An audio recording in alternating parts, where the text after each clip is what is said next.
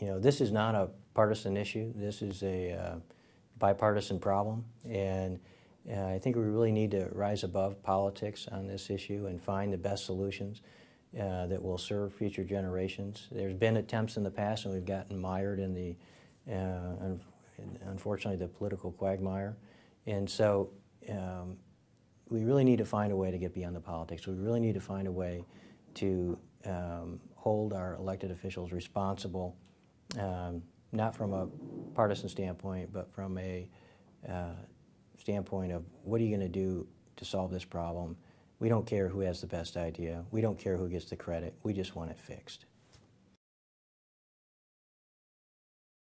In many ways, I think this really boils down to a moral issue. It's kind of like walking into a bank and borrowing a bunch of money and telling the banker, my kids are going to pay for it, not me. And so do you really want to pass along that legacy to your kids and your grandkids? And when we think about every man, woman, and child in America today owe over $180,000 to pay off this unfunded liability. The average American family owes more than $400,000 towards this liability. What kind of legacy are we leaving when kids look back to today and say, the leaders of our country, the policymakers, had a chance to address this in a responsible way, and they chose not to, either because they couldn't get beyond the politics or because they didn't have the courage, they wouldn't take the courage of leadership to do it. I don't think we'd want to be around and talk to them at that point, because I think that they would look at us with a very disappointing face, because what it boils down to is we're passing this along to our kids, and we don't have the courage to be able to step up to the plate and find a solution today.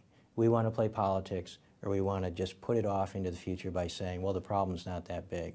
Well, the problem's so big most people can't comprehend it, and we have to find a way to define it through efforts like the Institute in Truth and Accounting, and we have to hold people that we elect responsible for addressing it, so we don't look back 30, 40, 50 years from now and say we had a chance and we passed, and now we put the burden on future generations that didn't deserve that burden in the first place. When we talk about 2030, that we're going to have more liabilities in Social Security and Medicare, Medicaid, and interest than we have in federal revenue. It seems like a long time from now.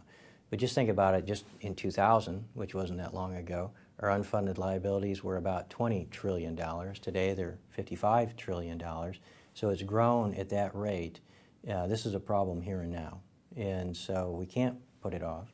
We can't say, well, that's something we can deal with later. It's something we have to deal with now, because it's growing so fast that every day, all you have to do is look at the Institute for Truth and Accounting's website, and you can watch it grow right before your eyes on the clock on the top.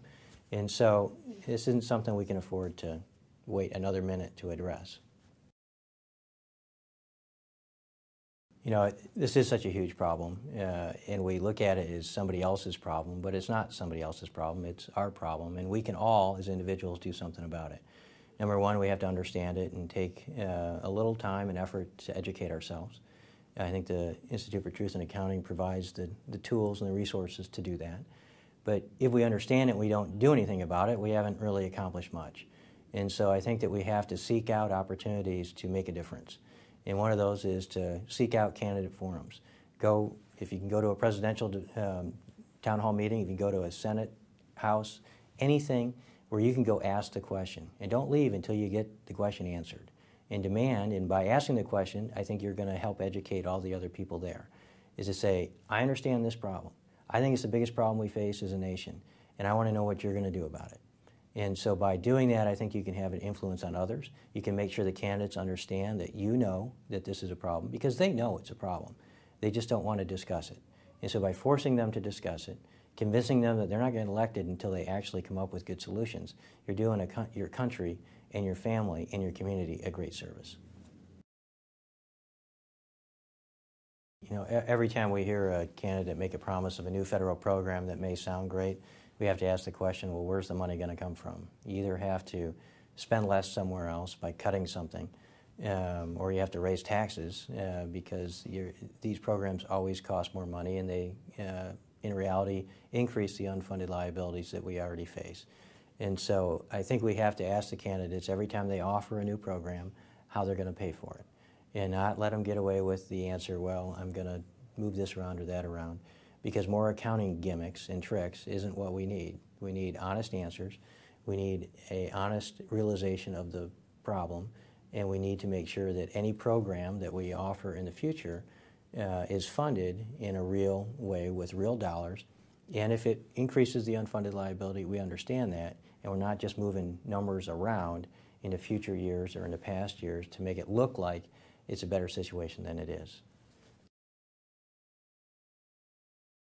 You know, I joke that I ran for Congress because I was concerned about our government. Now that I've been there, I'm terrified. And you know, one of the reasons I'm terrified is because of the realization that there is no political will today to address our unfunded liabilities, which again I think is the most serious problem we face as a nation.